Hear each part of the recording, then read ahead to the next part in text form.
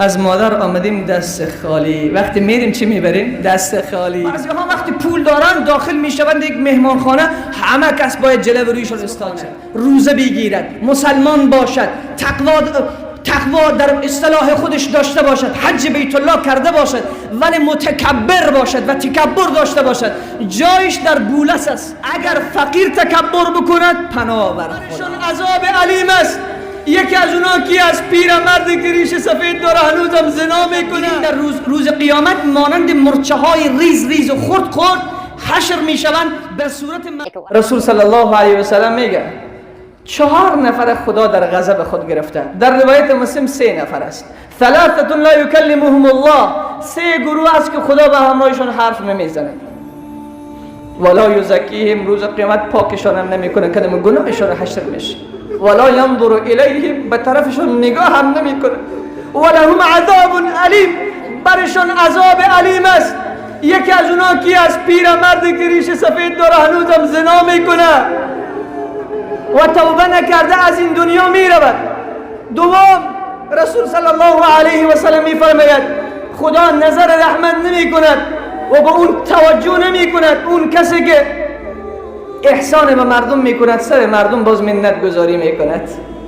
سر مردم منت گذاری میکند. تو کمک نکرده بود، زکات به تو نداده بودم، این مال به تو مامو تو کی داده؟ تو از مالی که خدا داده به بنده خدا داری. مال خاصو نیست. اگر این مال از تو می بود بعد از مرگ تو چرا تقسیم میشه؟ اگر این مال از تو می بود چرا با جیب خودت نمیبری داخل قبر؟ از مادر آمدیم چی داشتیم چیزی؟ از مادر آمدیم دست خالی. وقتی میریم چی میبریم؟ دست خالی. آمدن رفتن ما دست خالی. پس در این وسط آمدن و رفتن چقدر تلاش میکنیم جمع برای چی؟ کجا میبریش؟ از کجا آوردیش؟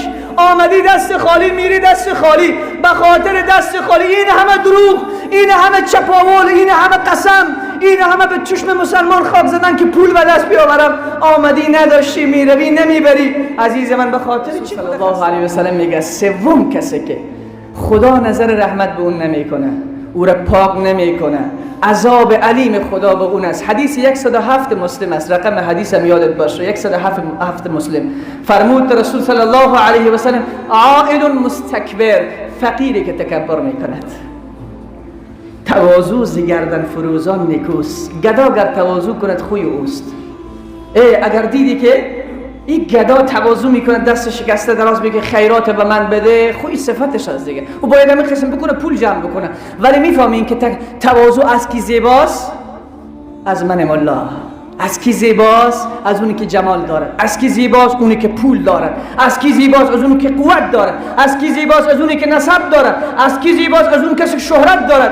این دیگر تواضع ز گردن فروزان نیکوست. اونهایی که گردن بلند دارن اونها باید تواضع بکنن. اگر فقیر تکبر بکند پناه بر خدا.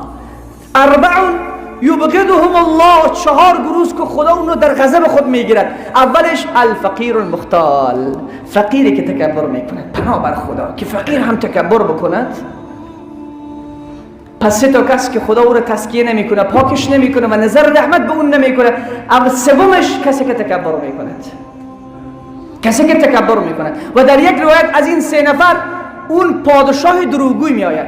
در همین روایتی که من گفتم و ملک کذاب، پادشاهی که دروغ میگوید بر رعیت خودش. این را الله جل مجدور روز قیامت تزکیه نمی کند و پاکش نمی کند. تکبر در 3 جای زیبا هست. در چند جای؟ 3 جای. کسی را دیدی که تکبر کرد، یک متکبر را دیدی که خیلی گردن خود را بلند میگیره، اینجا تو متواضع هستی، شکسته هستی، ولی به خاطری که به این متکبر درس بدهی تو هم یک تکبر میکنی. نه به خاطر الله، صفت تو تکبر نیست، به خاطری که این متکبر را گردنش را بشکنانی و این متکبر بگوی تو کی؟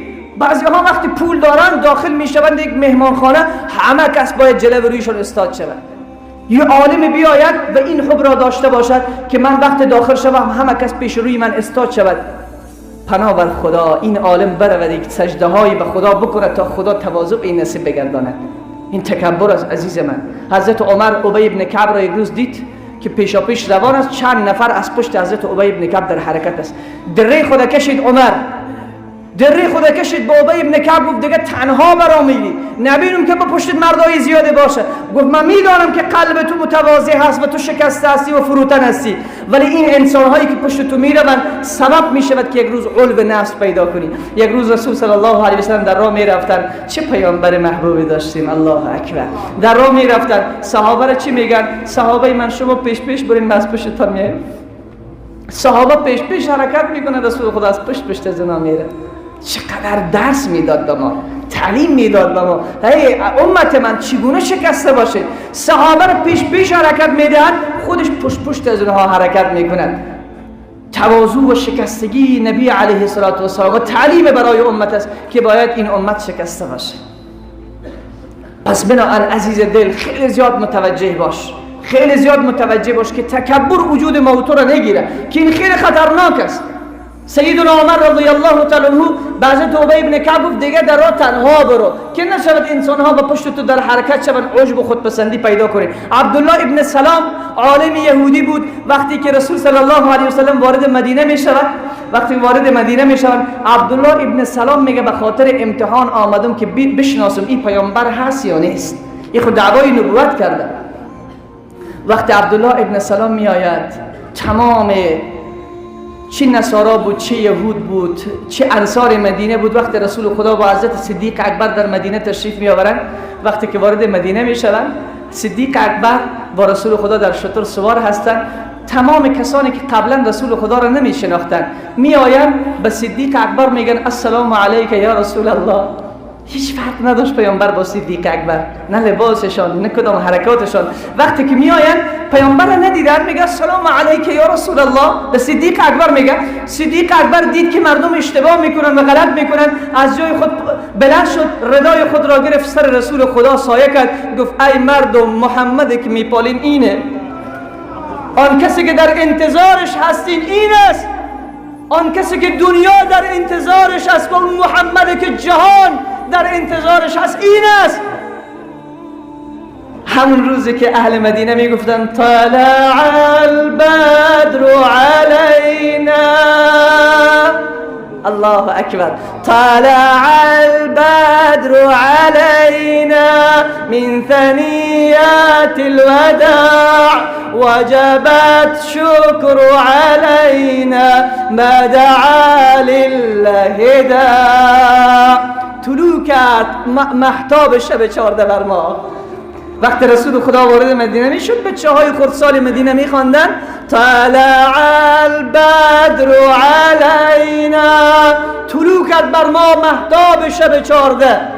و از ثنیات الوداع، ثنیات الوداع نزدیکای در مدینه یک مکان است، از ثنیات الوداع پیامبر بر ما طلوع کرد. واجب الشکر علینا، واجب الشکر آمدن رسول خدا بر ما. در همین روز عبدالله ابن سلام می آید که تا رسول خدا را ببیند، امتحان بکند. وقتی از دور نگاه می کند قسم می خورد، بگه وقتی به صورت پیامبر نگاه می کند عبدالله ابن سلام میگه والله قسم به الله که این صورت دروغگویی نیست.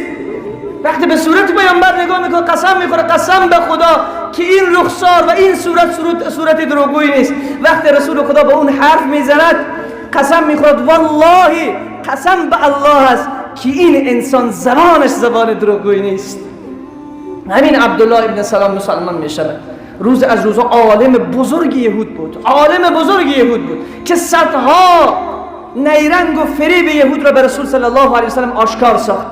همین عبدالله ابن سلام یک بار هیزم را گرفته در شهر مدینه به طرف خانه در حرکت است، در حالی که عبدالله ابن سلام به هیزم نیاز نداشت، در خانه خود هیزم داشت.